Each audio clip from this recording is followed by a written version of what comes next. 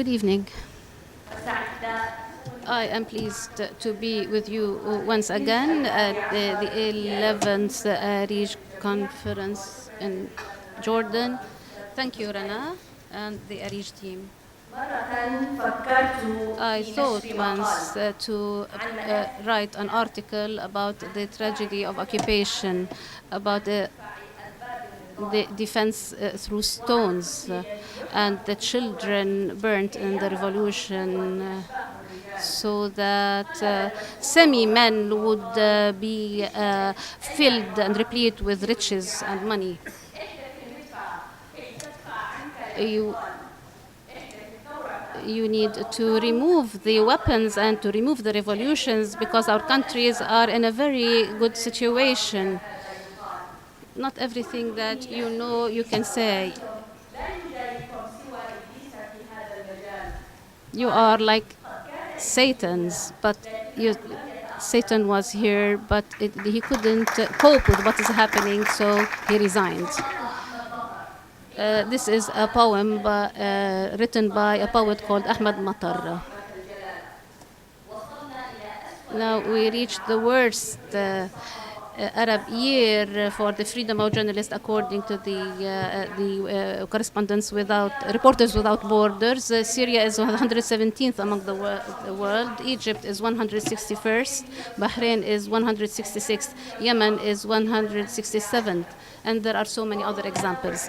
The situation is horrendous. The region is one of the most dangerous areas for the work of journalists and for the media, particularly for investigative journalists. During the first 9 months of the year 2018, the Reporters Without Borders had a report that said that the number of the journalists who were killed during those 9 months were more than those who were killed during all the year 2017. And although 2017 was one of the worst years, which means that the year 2018 will be the worst among the last 15 years.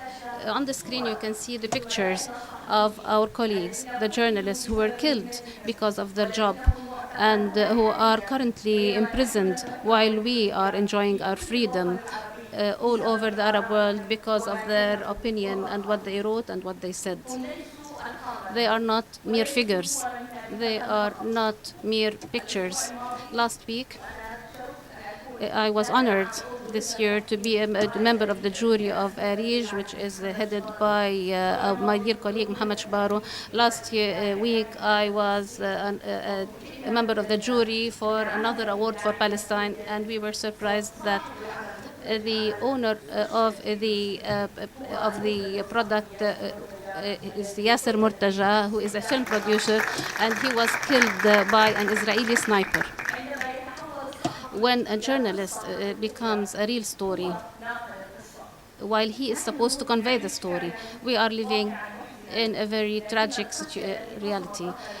However, the worst was when we were shocked with what happened on the 2nd of October, because we didn't expect what happened to our colleague Jamal Khashoggi. His assassination has awakened us against all kinds of assassinations and all other kinds of repression against journalists. The two dear colleagues, Karen Attieh and Fred Hiatt, who are reporters for the Washington Post, they are going to speak about the late colleague Khashoggi, and they have sent us a recorded letter message to you, and they apologize for not being able to come in person. We will watch together Karen Attieh and Fred Hiatt. Well, I mean, I'd like to say I wish we could be there with you all. I know you really wanted Karen and me a little bit less, but both of us would have liked to be there. I think we in the United States, relatively, we have a safe and comfortable life compared to a lot of you. And so, you know, I'm in awe of the courage that and a lot of people like you have to show every day. And the least we can do is our job, which is to report and to try and find out what happened. Honestly, I couldn't believe the Saudis would do anything as monstrous as what it turns out that they did. Jamal Khashoggi was one of the most prominent Arab voices in the entire world.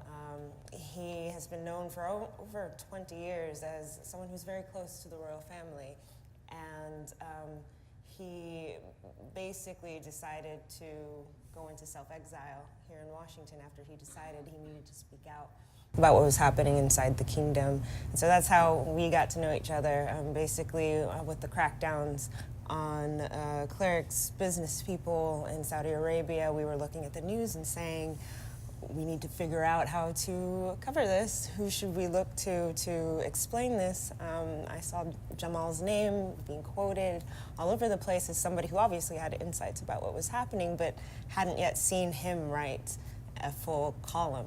And I got his contact through a mutual friend, and he said, okay, I'll do it. None of us knew at the time that he had been silenced, basically, by the Saudi regime. He had lost his column. He was told not to tweet for about 6 months. And so when he wrote that piece for us and published it, the title was Saudi Arabia was always repressive, but now it's unbearable. He really described how he felt that Saudi Arabia was taking a dark path. He said that he was seeing his friends languishing in prison and he couldn't stay silent anymore.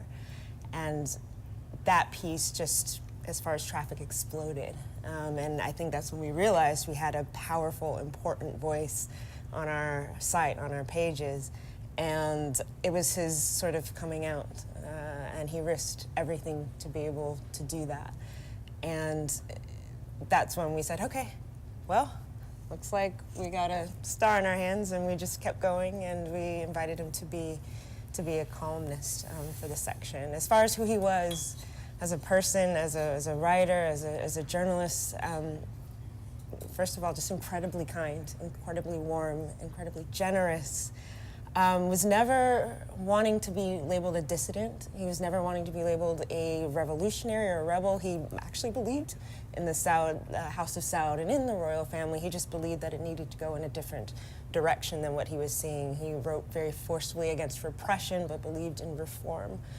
And so that was the ethos driving a lot of his columns. And I think through it all, he was just doing it out of a love for Saudi Arabia, out of a deep patriotism, but a deep need to tell the truth the way that he saw it.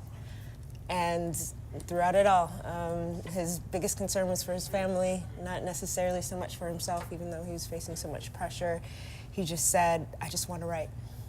I just want to work. Please give me a chance to write and work. I would do it for free, is what he would tell me. He was not an enemy of Saudi Arabia. He saw himself as somebody who wanted reforms to succeed, that he was hoping MBS would do things, the Crown Prince would do things in the right way. So just the idea that they saw that some of these journalists as enemies is a very sad reflection on them. I would just say the truth is more important than ever, and that's why it's under even more attack, it seems, more than ever. And I think, what can I say? I respect so much, particularly those voices from the Arab world that do choose to speak out and to get the truth from their societies, because their people need it, and we need it as well. I mean, I think it's a reminder to all of us that, if this can happen to Jamal, it can happen to anybody. And and maybe that's part of what was intended by this crime. It's intended to scare people. It's intended to silence people. I think the only response can be, first of all, I would say to young journalists, well, be careful. Don't do anything stupid. There's no glory in getting shot or imprisoned, but that, people who do their job honestly, as you all are doing and as my colleagues in the newsroom here are doing, it's important for society that this work happen, and we all have to stand behind them. And when one is imprisoned, it's a threat to all of us, and we have to treat it that way.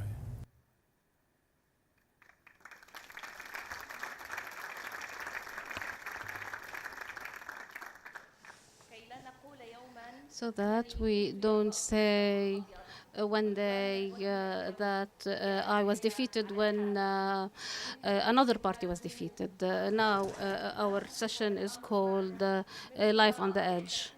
We have experts who are on a daily touch with the reality of investigative journalism in the Arab world. I'm honored to present to you, to the far right, Lina Chawaf, who is the executive director of Radio Rozana, which is the voice of Syrians that broadcast through the internet from France, and from Ghazi Antab in Turkey. Khaled Harouji, who is a coach and a supervisor of investigative journalism with ARIJ. He was the deputy chair of صحيفة الثورة.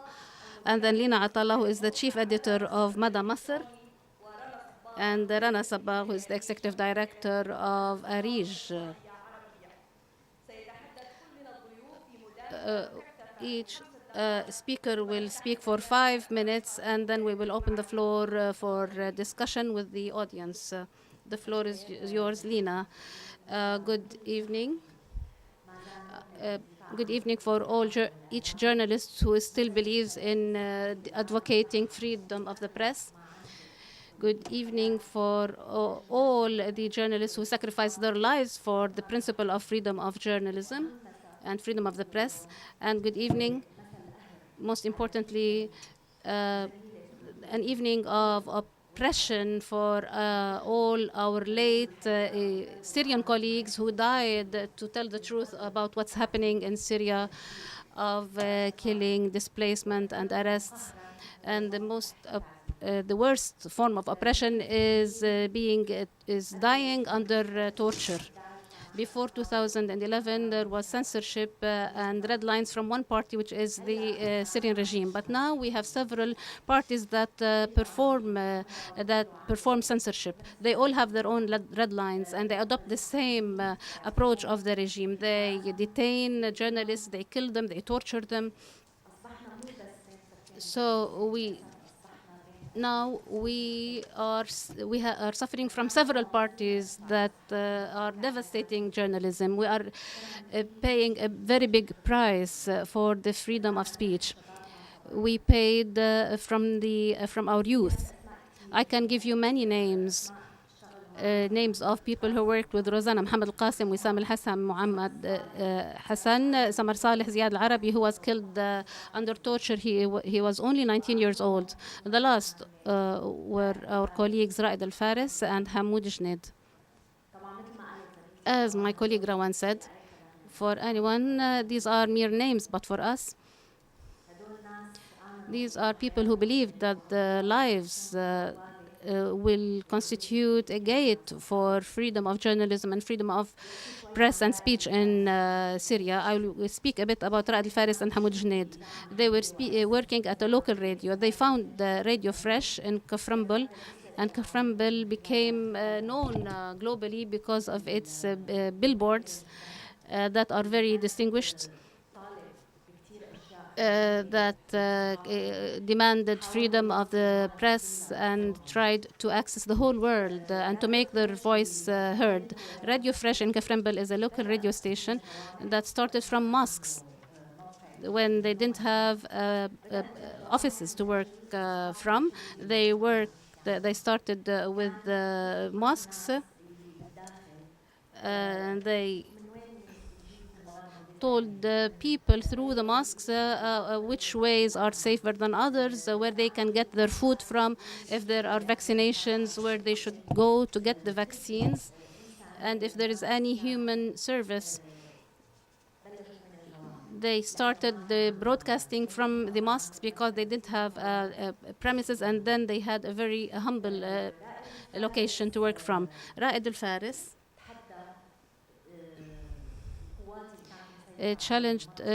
defied the forces who were dominating the area, and he put voices of women just like any other radio.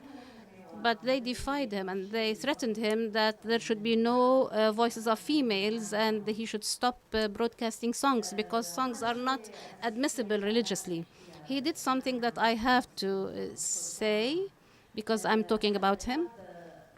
He brought the most beautiful voices from the town of Kafrembel, and he asked them to sing without music. And he said, "We no more have music because music is inadmissible, but they are going to sing with their own voices without music." And he stopped any voice of women. But 2 months ago, he restored broadcasting songs and women's voices.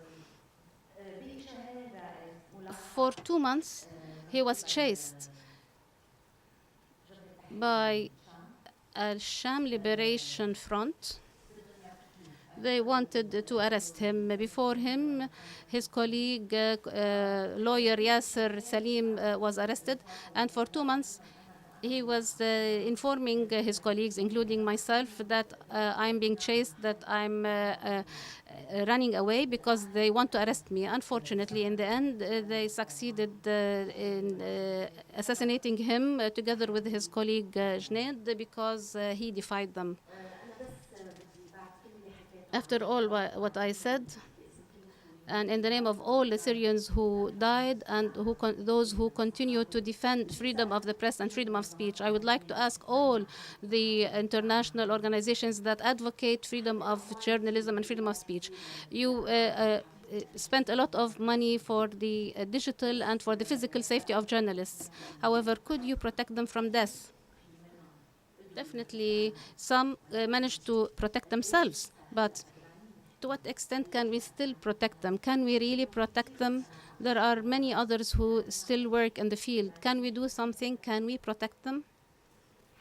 Currently, the international community and the global media focuses on the return of the Syrian refugees to their countries. And this is the most important subject for the international media. Although the Syrians inside Syria continue to suffer from all forms of torture and oppression and death and all forms and in all areas without any exception. Of course, with some variation whereby the Syrian regime exceeds other parties. They are speaking about the return of the Syrian refugees to Syria. The Syrian advocate and lawyer Anwar al-Banni, in an interview today on Radio Rozana, said, "We were 22 million Syrians. We were 20 million zombies, and after the revolution now we became 22 million Syrian human. We are in pain, but we can shout. But before the revolution we couldn't scream and shout despite the pain. We lost everything. We lost our country, our houses, our memories, but we will continue to scream for the freedom of speech.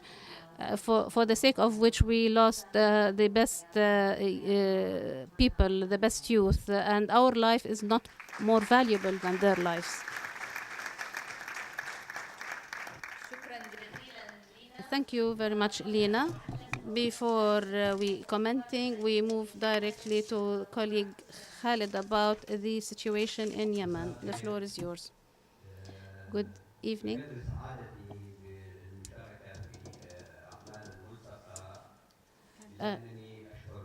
I am happy with the work of ARIJ, but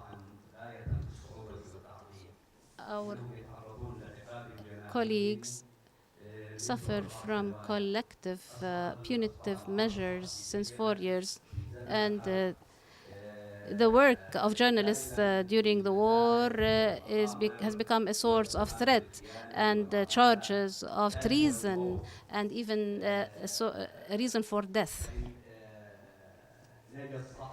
We find if the journalist does not die because of torture or by weapons, the journalist may starve to death, because Yemeni journalists since more than 2 years have no salaries,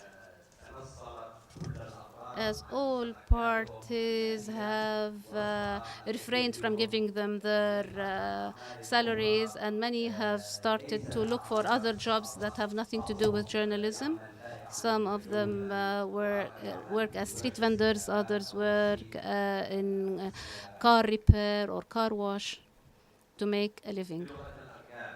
In figures, in Yemen, There were 3 governmental dailies and around 300 weekly, monthly, and other periodicals.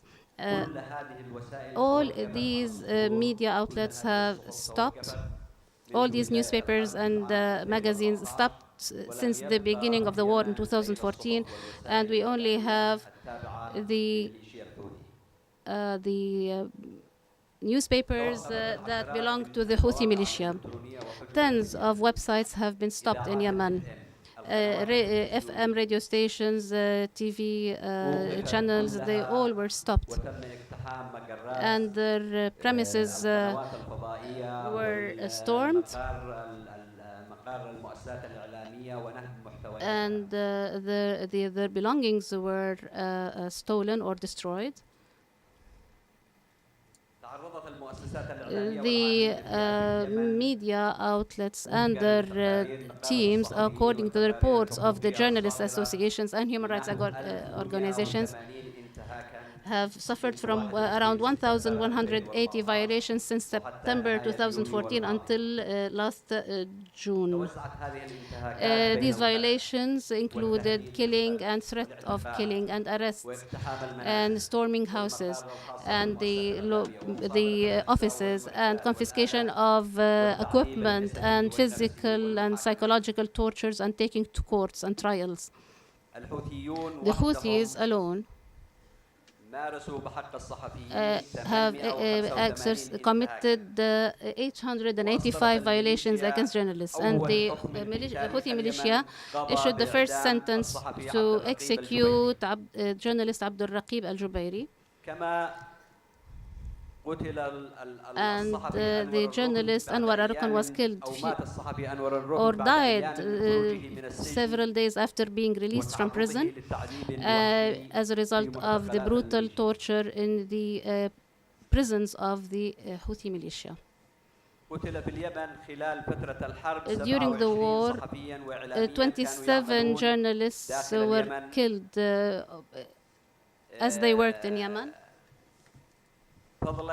In addition to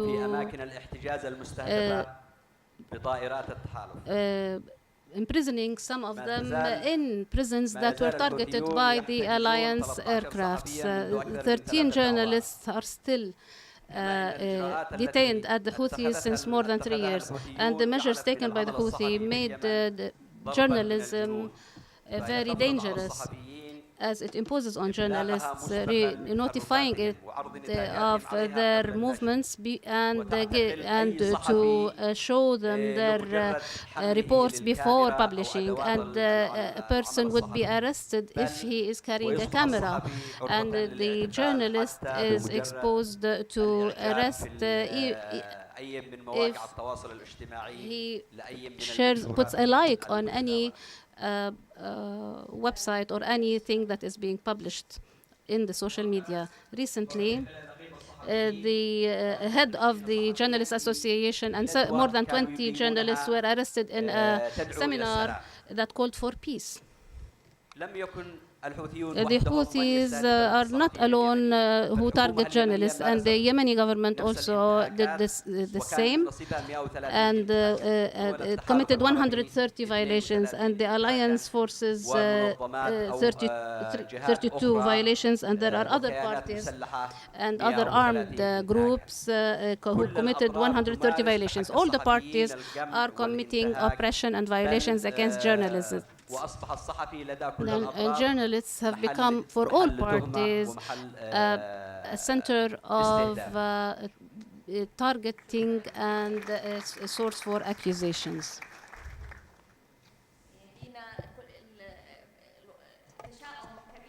Thank you. It seems to me that there is a lot of pessimism. Now, Lina, maybe in Egypt it's a little bit more optimistic. I'm not so sure. However, yesterday or the day before yesterday, there was a piece of information about the parliament in Italy, and it was a source of optimism. Do you think and believe that if we always uphold our rights, we'll be able to maintain them and help protect our rights? Good afternoon. It is very sensitive to talk about Egypt now that we have heard from the colleagues from Syria and Yemen. We cannot compare our situation to their situation. However, our situation is still very dire. It's very difficult when it comes to the practice of journalism. In general, we can sum it up in a set of restrictive practices, which really indicate or is a reflection of the title of this session, which is Life on the Edge, which gives us the belief that we are on the verge or on the abyss. Indeed, this year we have seen the enactment of very restrictive laws that restrict journalism and freedoms in general. Particularly, we're talking about the law on the regulation of journalism and on cybercrime or electronic crime. And these two laws restricted journalistic or journalism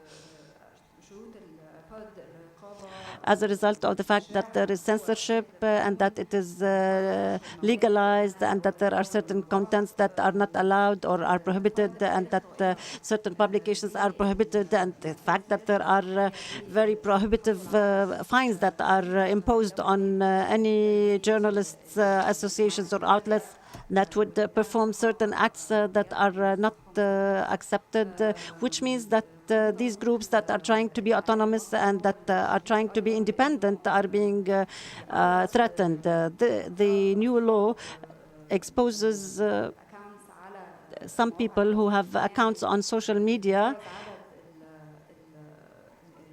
to whose followers are more than 5,000 followers, means that they are exposed to the same censorship that is imposed on journalists who expose false information. So we need to study these laws very carefully to see and understand how restrictive they are to public life and not only to journalistic or journalism.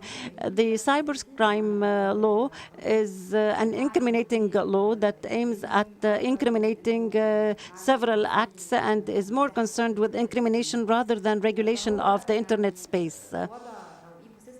It is like we have a very difficult legal ecosystem that would not allow for the journalists to act freely or independently. And this, of course, is extrajudicial in our view. This is illegal. And I think we stand at the head of the list of countries that detain journalists. Many of the journalists have been put in administrative detention without any prior proper due process. And this does not only apply to official journalists. This also applies to individuals, citizens who express their views or who comment on the situation in general in various forms or publish their content in a free manner. They are not considered as part and parcel of the imprisoned journalists, but they are there and they are detained in Egypt. Again, I have to say that our situation in Egypt is not exceptional. It is not exceptional, and it is not only restricted to journalism. Again, I say that this applies to life in general in Egypt, where everything is being restricted, and this has led to an overall sense of fear and tension on the part of journalists who work with us. They feel that there are so many restrictions, which means that the boldness that should be our attribute is being attempted and is being negatively affected, and this leads to a lot of tiresome or feeling or tiredness, and that we are not capable of putting forward a creative content that is attractive to the audience.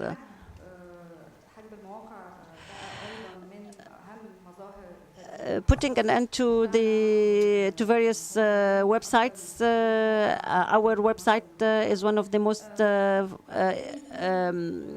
preferred websites in Egypt amongst the top 500, and we believe that our work is under duress and we are threatened. So what I'm trying to say is that indeed this title of this session, Life on the Edge, reflects our reality. It is as if we are on the verge of expecting the abyss of falling apart at any given moment. However, maybe I should wrap up by an optimistic word. Maybe living on the edge is what makes us very creative and challenges us to our utmost in order to continue to live and to move on.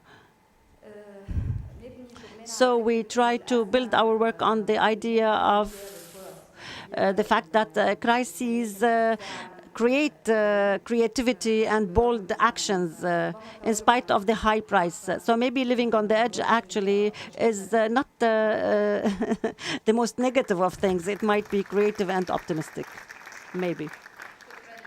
Thank you, Lina.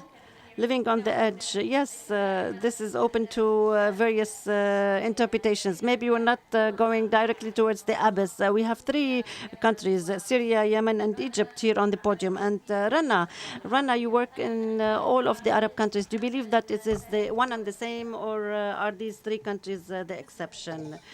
As far as ARIJ is concerned, we consider this year as the worst year ever, and we believe that most of the Arab countries are going to enact a law that would incriminate journalism in general. Let me kick off by Tunis, or Tunisia, which is the success story of freedom of expression, and Tunisians have allowed for equality, gender equality when it comes to inheritance, and the constitution has enshrined the freedom of conviction. In cooperation with Intifada, Amal Makki was able to prepare victims of the whims of the Ministry of Interior, and she documented how the Ministry of Interior is undertaking unconstitutional precautionary measures that in cases of suspicions of countries who leave to countries such as Libya and Yemen that represent countries of tension. However, this is undeclared, but it is a violation of freedom of movement to the external world. And this has also been implemented on transport within Tunisia, on a number of activists or suspected people on the basis of convictions without any legal proof. And after a few days of the broadcast of that documentary, the Ministry of Interior said that it will get rid of that measure. And our colleague was able to secure a decision from the Council of Information that allows for the freedom of access to information, and that has obligates the Ministry of Interior to reveal information about the number of people who have been convicted on the basis of that law, and the administrative court is looking into this case now, which means that the civil society in Tunisia allied its ranks with the journalists and moved forward. We hope that this will be replicated in other countries. In Tunisia, no official can force a journalist to write about a specific issue. All their attempts official attempts were rejected by the journalists. However, the bad financial situation of the media section and the ownership of this sector by certain people have affected the professionalism and credibility of the product and led to a crisis of confidence between the citizen and the journalist. In Tunisia, a government cannot prevent the journalists, the association from holding a strike against the Minister of MBA, as happens in the other Arab countries. Let's move on to more difficult countries. In Jordan, we are not living in a good situation. Very soon, our government is going to enact an electronic crime law. 5 million users of social media can be under the ambit of or be the victim of that law. The current prime minister who came in as an enlightened person, himself has signed that law when he was under the previous law, the previous cabinet, and now he discovered that it is a very bad law in spite of the fact that he signed on it. He said that the definition of hate speech needs a better definition. We expected him as an enlightened prime minister to withdraw that law, but he did not do that. The most difficult thing in that law is that the imprisonment will be raised to 3 years instead of 1 year, and $15,000 of persons who are accused of spreading hate speech. When we talk about the assassination of Khashoggi or anything to do with the UAE or Saudi Arabia, is a no, it's a taboo in the Jordanian media. We understand this because the media in Jordan wants to safeguard the higher interests of the country, which is the jobs of 500,000 Jordanians who work in Jordan, and Jordan's reliance on Saudi Arabia to bridge the gap and build our developmental programs or projects. But at the same time, we are under the ambit of the implementation of the anti-terrorism or anti-corruption law that would make a journalist a terrorist just to please some neighboring countries. The Jordanian mass media, for example, did not cover the Khashoggi assassination to a large extent. We have not heard many voices to condemn this, whether media voices or political voices, as has happened in other Arab countries or Western world. Private media associations had to apologize and did not want to publish my introduction to this conference, where I focused on the Khashoggi crime and its repercussions. And of course, I understand why they said they did not want, or they declined to publish my introduction, because they did not want to they did not want to cause embarrassment to the government, as MBS is going to visit Jordan on Monday.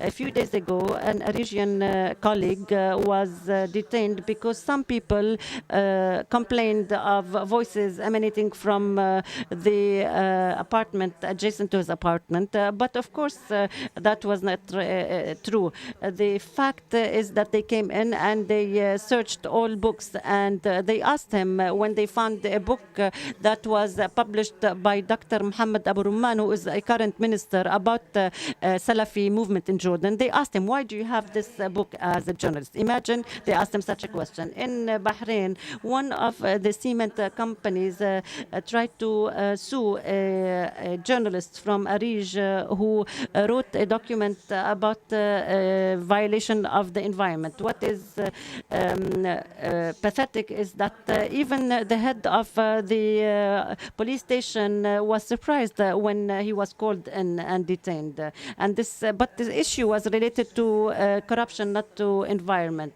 In Palestine, we know that the Palestinian Authority has a full-fledged authority on all journalist media outlets through the close people to the president, who is always talking about freedom of expression, freedom of the media. One of the ARIJ colleagues talked about an investigation related to the exemptions from paying customs, and these exemptions are given by Mahmoud Abbas. But one of the prominent newspapers in London, which likes Abbas, dropped out the name of Abbas and replaced it by Palestinian Authority.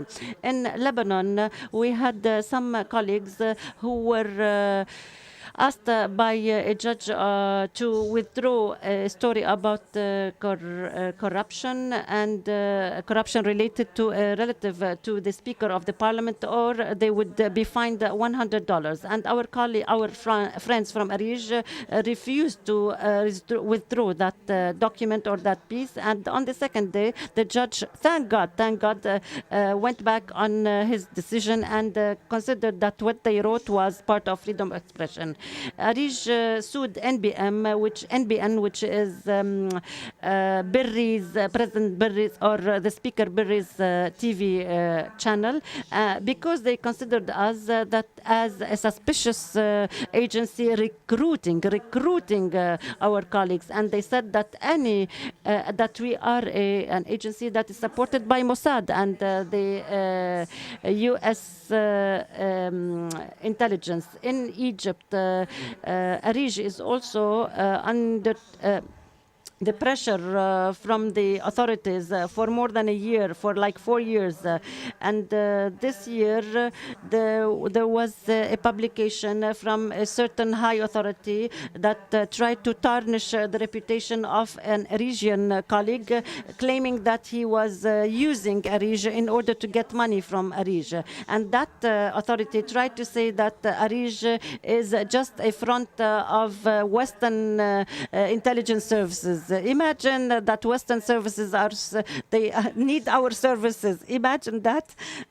We publish everything that we write. We thank 4 of the Egyptian colleagues who did not participate in that character assassination campaign. Most of the agencies in Egypt prefer not to put the word ARIJ on their product, and we understand because they need to work. Our objective is to reveal the truth and not to promote ourselves. So we want to protect our colleagues. One of our colleagues had passed on some information to a sovereign authority about a certain document. For example, in Syria, our colleague who is working on the destruction of trees in Aleppo did not reveal his true name because he was scared of the repression from the local authorities. In Yemen, one of the journalists came into the prison to meet with the prisoners. However, after that, that journalist was accused of dealing with us as an ARIJ, and we were accused of being very close to Qatar and the Muslim Brotherhood. Imagine we've been accused of affiliation to various parties. On one of the TV stations, there was a documentary in Sana'a showing Houthi motto, and we were requested to take it out. 3 TV stations refused to publish our documentation in Mauritania, where Mauritania is considered one of the most free countries when it comes to freedom of the media. However, 3 of our works were not put forward. However, we have to continue to serve the society in a professional manner in order to move forward. And indeed, we are sure that our problems will be solved one day, and that we hope for a better future. Thank you, Rana. In spite of the fact that you took much more of the time assigned to you, however, Rana gave us a tour de table of the situation in the Arab world in comparison to previous years, particularly when it comes to colleagues who work with ARIJ. We have people around us who work and live on the edge and lead teams of investigative journalists on the ground. So we'd like to hear from them. We hope that you can ask questions, but very brief questions, so that we can allow for the largest number of direct questions. And I will put an end to any comments. Maybe comments can be converted into questions. If you are good journalists, you can do that as investigative journalists. Turn your comments into questions. Let's have a tour of questions before we give the panelists the chance to answer them. Let us be very professional and let us be very professional in the way we ask our questions. Can you please stand up and present yourself, introduce yourself and your association? or agency, and to tell us to whom do you direct your question. Yes, I am Ahmed Baidar from Yemen. I work as a national coordinator with CFI in Yemen on one of the projects. And I also work as a coordinator for journalists in Yemen. It is not a question as much as a comment. The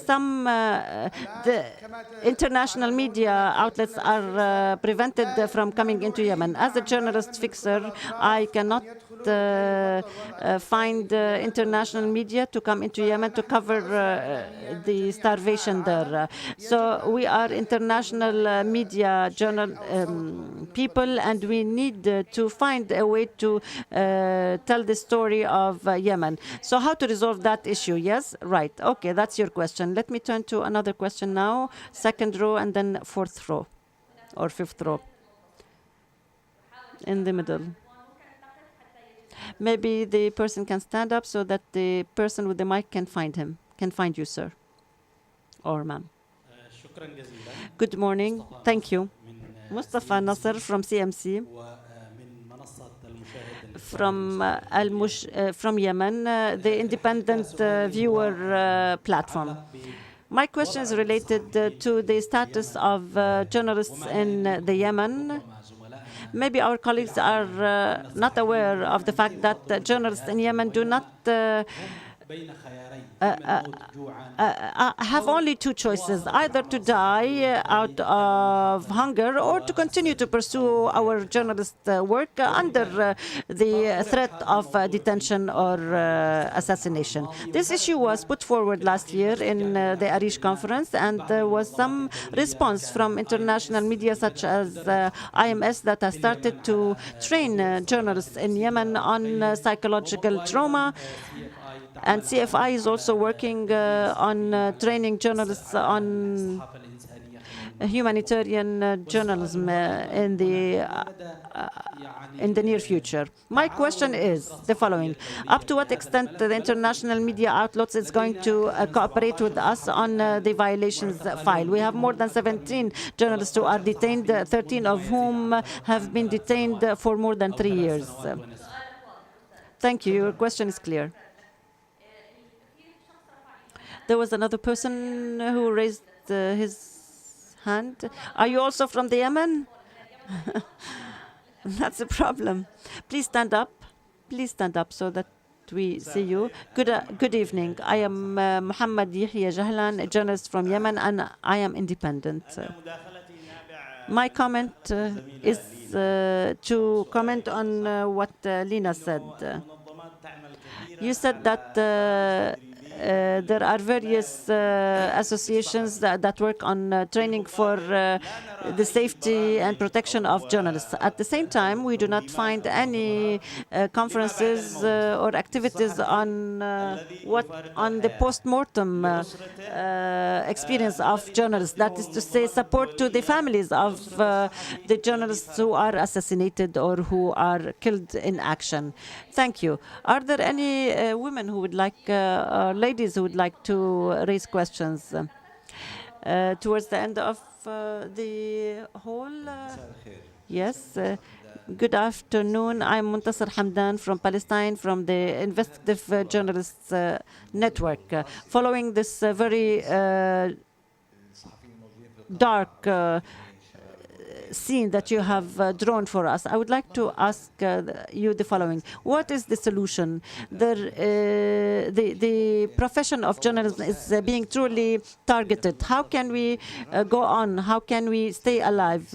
Because if we retreat, we will be defeated. That's why we need to find solutions to support the new journalists, particularly the young journalists. Thank you. Yes, there was another question towards the end.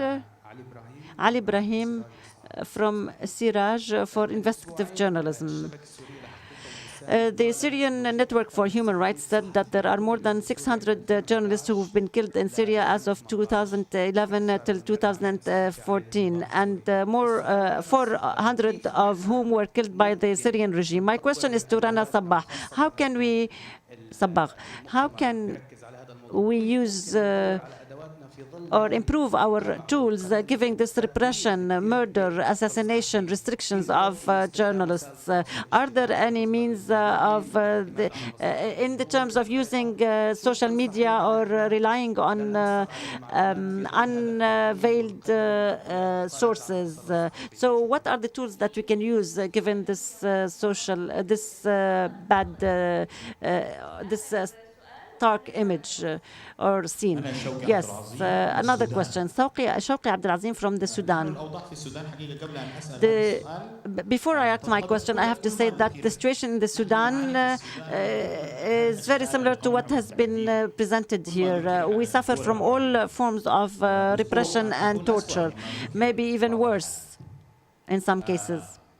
The very important question that I would like to raise. We're talking about the stark situation of journalists, while we as journalists suffer daily from this, but at the end of the year, we read statistics and figures about the situation in the Arab world, about journalism. Is there any way to enable us or to move on with journalists and journalism to a stronger situation where we will have a true clout, where there will be a presence in the UN and in the UN Council for Human Rights, where we will be able to call for punishments that will be imposed on governments, maybe economic sanctions or deprivation of aid. So my question is there any clout that can we use any such measures to impose financial sanctions on the government? Okay, let's go back to the panelists now. Yes, I understand. The question by Mr. Muntasir reflects all of the previous questions. What are the priorities in order for us to move forward rather than to fall into the abyss? Lina, can you give us your answer very briefly? I wanted to answer, Lina, I wanted to answer the question about the situation of killed or assassinated journalists' families or the post-mortem support. Yes, there are some international agencies that give support to the families of the victims, but that aid is very limited. No matter how much aid we give them, the journalist has lost his voice. Maybe a journalist in the Western world has certain insurance, but in the Arab world we do not have such insurance. So I understand you, sir. I hear you. But let us think of a journalist who's living under threat. How can international agencies help him or protect him from being killed rather than giving assistance to those who died or who were assassinated? They have died and their voices have died out. So the question should be, what should we do to the journalists who are under threat, who are living in danger? I think is more important. Do you have any specific suggestion in this field? Asks the moderator. Lina. Yes, there are some international agencies that are working in this field, but very in a very limited manner. We have huge number or scores of journalists in the Arab world. Maybe we can give them more support, financial or moral support. Maybe we can pressurize Arab and Western media. Maybe we can talk about them. We can focus or shed the light on them. Maybe this way we can protect them. I'm not so sure if this is sufficient. Khaled, can you give us some answers to the questions on Yemen and the mechanisms that were or priorities on how to get out of the current situation? As relates to the humanitarian situation and prohibiting the media from coverage of what's happening in Yemen, of course, all parties are seeking to avoid any attention being paid to what's happening inside Yemen. Each party is trying to exploit or use the topic of war in order to cover up about their misdeeds. As for what our colleague Mustafa spoke about, there are initiatives, but they are very limited, in fact. The problem also involves how to access the targeted journalists, particularly those who work inside the country. Now, if we're speaking of some 630 journalists who have lost their jobs, and hundreds of them are outside the country and unable to return.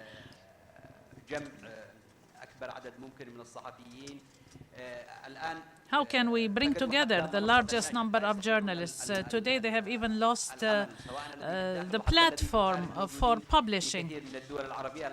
And even those who are present in some Arab countries cannot work. And there is no opportunity for work before them. I believe the situation could be better, or could have been better, had there been cooperation by those operating in the field of the media and the organizations that extend support to the media. ARIJ is a fine example, and many of our colleagues, the journalists, are trained by ARIJ. We are able to make them come to Jordan to train. And there are those colleagues who are unable to leave the country. A few days ago, a colleague was prevented from reaching Aden in order to depart for Amman. He was turned back at the borders of the city of Aden. So we have difficulties even in moving. If a journalist now needs to travel for 20 hours to reach the nearest airport, to leave the country, and is subjected to humiliating searches as well. Thank you. Lina. When there is a question related to how we can go forward, I express my deep conviction in the people that have been exposed, whether in 2011 or other periods, periods where they were open to the experience of open media, which exposed them to an experience that they still want to see prevail. And at this period, most of the media in our countries speak in a unilateral tone, and there is no big space for independent institutions. But there are some that are able to stand up in spite of all the attempts to curb them.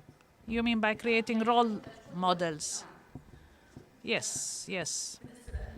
Rana, for us in ARIJ, the main concern is always to conduct a risk assessment for the journalist. We always tell the colleagues there is no story, no feature that is worth dying for or being mutilated for. We always say, if you want to work on a story, you have to tell us what is the risk involved, and we will decide, is this risk, can it be mitigated or balanced out? In all our workshops, we train for professional safety, and we are trying to fund online training for mental health. We feel many of our colleagues in Arab countries are facing psychological problems and trauma, and they are in need of help. We tell the journalists always, always document. That's your only protection. And we are glad that all our reports, none of the reports have lost in court. If they went to court, they did not lose.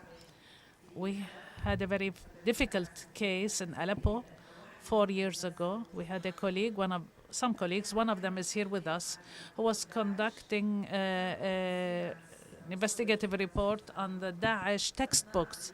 They asked a freelancer to go into the printing house, but they caught him out, and they asked him, what are you doing? He said, I'm working for so-and-so, who are people working with ARIJ. So we had to evacuate these two journalists to Turkey, even though we know that Turkey is not a safe place. And from Gaziantep, we took them to Istanbul.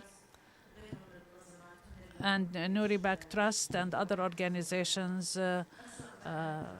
hosted them, and now they live abroad. We were also able to evacuate a colleague. His mother and sister had been killed by barrel attacks, barrel bombs. And of course,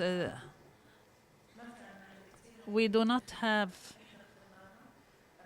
big solutions. We chose this path to be investigative journalists. Not all journalists are investigative journalists. Each person has a mission in life. Some people say, I want to stay put. I do not want to get into trouble. But there are others, like the ARIJians, who cannot see a problem and not want to help in solving. So this is part of the professional journalist's mission, and they are rare. We have a few additional minutes. One person was insistent on having the microphone. You have the floor. Can you please give him the microphone? And then we also want a female participant, please. And I am Ali Uzla from Morocco. I would like first to thank ARIJ for raising this sensitive issue and for speaking about the Khashoggi case. This is an issue that has been prohibited or banned in many Arab countries and in the Arab media. I want to suggest to ARIJ that we should have a high Arab voice so that the criminals will not go with impunity. For if we let this crime go by without incriminating the real criminals, then the situation will get worse.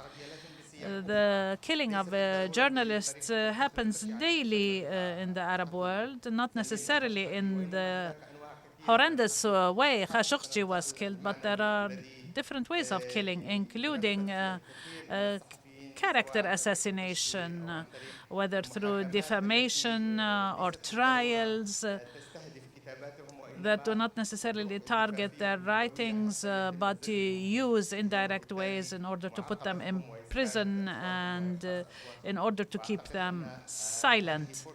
I believe this is an opportunity to raise a strong Arab voice through this gathering that represents over 18 Arab countries to demand that there should be no impunity for criminals. Yes, and thank you for raising the question of character assassination. That is also very important because it's a way of silencing this journalist. I am Rawan Damen from the Investigative Reporting Network in Iraq. I am also a lawyer by training, and I want to address an important issue in the life of a journalist, which is the stage after the killing of a journalist. Usually, journalists are targeted, and then sometimes they are targeted through trials. Therefore, I think we should think of the next step in Yemen, in Syria in particular. How are we to face such trials? In Iraq, we had a volunteer network of journalists and lawyers in defense of freedom of expression. Now, can we, through those present here with us here, agree on something broader for the Middle East or the Arab world in general? Thank you. It is excellent that we have Iraq sitting next to Morocco, and this is what is so special for ARIJ. We bring together all the Arab world, and we find that true investigative journalism can have such a broad audience all through the Arab world. Nisreen Ali, I am the Oxfam media advisor in the Middle East, and my question has a legal aspect. How can we protect journalists. Therefore, can we work in preemptive steps? We always document the violations carried out by countries that terrorize the journalist and demonize the journalist. Can we do the same to the states? Can we have a system of post-documentation carried out by journalists' organizations against the governments in compliance with human rights standards and international law? These states should be prosecuted. Thank you. These are very valuable comments, and I will give only 1 minute to the panel, to each member of the panel, to give a final comment. Now, what can we do as a preemptive step? This would require networking with international organizations. It would also require that there be a law to start with in the country. We're speaking of Syria, where there is no law. It's a chaos that prevails. Even if you succeed in obtaining a decision or a resolution, then it cannot be applied even. It cannot be enforced. Now, what is happening with some members of the regime? There are court cases against members of the regime in countries such as France, for example. Khaled? What our colleague from Iraq raised is important, but it needs an environment where we could act, and even the legal activists would be able to operate within such an environment. Now, what the colleague said, and in Yemen as well, it's a situation of war and chaos. The lawyer cannot even defend himself. How can he defend others? I do not know what could make a strong impact on these regimes so that they will change their attitudes towards certain cases or situations, such as journalists who are in prison. But to highlight certain cases and to repeatedly tell their stories will play a positive role. In many cases, journalists spend long months whether in administrative detention or in prison in compliance to court sentences. But focusing on these stories will embarrass these regimes and could lead to improvements.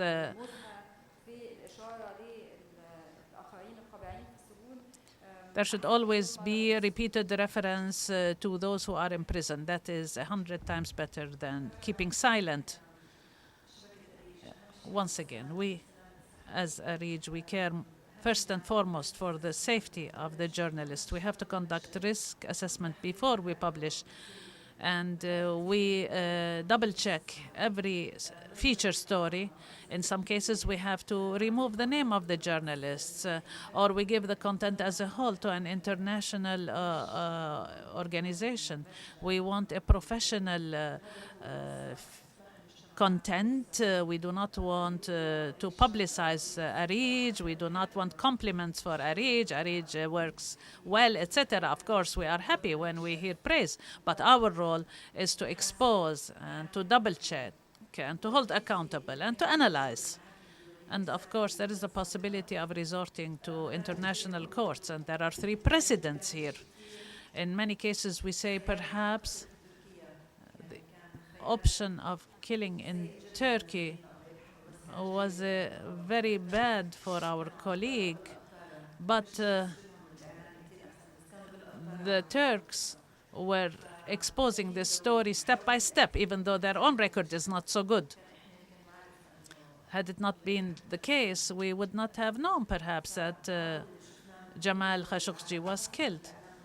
And the solidarity that we saw from the media, especially the Western media, I was very annoyed by the Arab media, if we're attending Al Jazeera or the other Gulf television channels. They were all not covering the story. The Arab countries that depend on Saudi Arabia and Emirates did not open their mouths.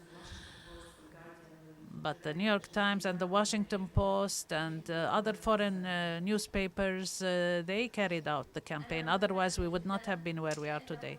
I'm very optimistic, for let us here in this hall, where over 400 journalists from over 18 Arab countries come together, speaking in all honesty and professionalism and in the spirit of collegiality about those colleagues who were killed and who work daily in their institutions and in their free work daily. And this is a source of pride. Yes, we live on the edge, but we will not allow this edge to be our end as long as we all raise our voice. I thank you all. I thank my guests. We thank all our speakers. Thank you.